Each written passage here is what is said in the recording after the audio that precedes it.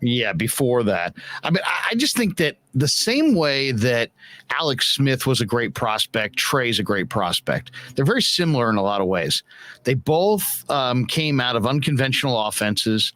They both were almost going to be considered almost non-functional until they learned the offense. They both, I mean, they're both incredible prospects with great size, great athleticism, great intellect. Alex was just, I think, to set the record for the Wonderlic test. He was that smart. Trey, both of them grew up in football families. Alex Smith's uncle was the head coach at Michigan State. Obviously Trey's dad played in the CFL. So I in the same way that, I really felt like Alex Smith would get there, but I wasn't sure how long it would take because I knew that he was smart. He was dedicated. Football was important to him, and he would love the process of pro football, watching the film, lifting the weights, doing all the stuff. And Trey's exactly the same way. But it took the difference between what Alex Smith became with Kansas City and what he was in year one with the 49ers is like the difference between night and day. I mean, it was truly a huge amount of growth there.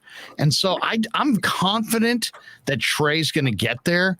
But I'm not. I think the 49er fan base, I think if we're honest with each other, and I'll be honest for all of us, the 49er fan base is loyal and passionate and impatient as hell. And there's no way they're going to sit and wait. Even like, let's say it took Josh Allen 3 years to become Josh Allen. They're not going to wait 3 years.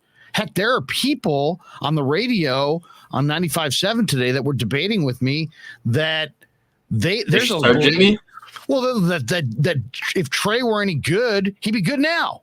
That it shouldn't. It's a year and a half in, and that whatever he is now is what he is. And I'm trying to say, hey, look, I'll defend that line of thinking real quick. I'll defend that line of thinking real quick, Larry. And here's where it is, right? It's two things I think that's driven that in NFL, right? Because before the thought process was you don't play the quarterback the first year and he needs 3 years before he can even become okay, right? Like the development, and you sign them for those massive contracts coming out in the draft. I think Alex Smith would be a lot better, a lot faster in a different situation if he came in today. I think the 49ers screwed him. I mean, today, coordinators do a much better job playing to the strengths of their young quarterback and playing to what they did and what they're comfortable with in college. They didn't do that for Alex Smith. They put him in a 21 personnel offense and stuck him under center when he came from the spread in college. That's why anytime young Alex Smith would be in the 2-minute drill, he would be exceptional. And anytime you put him in an, under center offense with Frank Gore, whatever, he would struggle. So that was an Alex Smith tangent, but it's because the rookie contract, right? It's now only 5 years. You get the quarterback cost control. Do you think that's your window to win? And then it's how good these guys have been so fast, right? It was the first guy that was good real fast was Dak in 2016. Then you had Watson in 2017. It was special right away, leading the league in touchdowns until he tore his ACL in practice.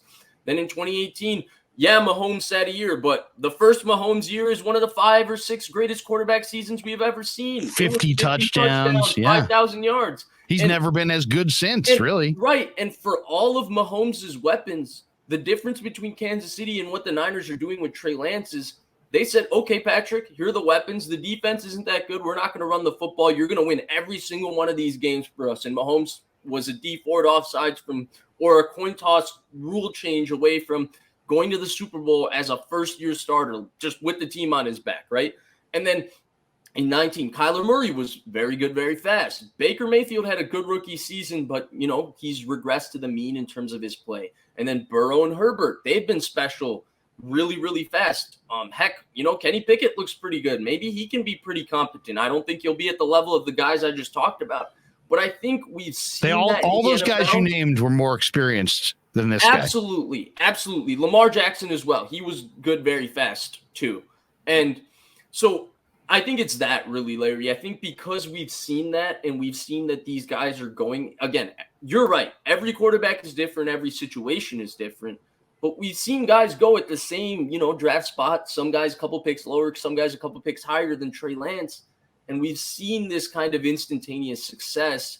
And so I think people look at it, well, those guys didn't have Kyle Shanahan. Those guys didn't have Deebo Samuel. Those guys didn't have George Kittle. Those guys didn't have Trent Williams. Those guys didn't have a top 3 defense. Those guys didn't have Brandon Ayuk. And I think that's why there's that expectation. Well, third overall. You're right. It's not the same situation. You can't compare those things. For each quarterback, their time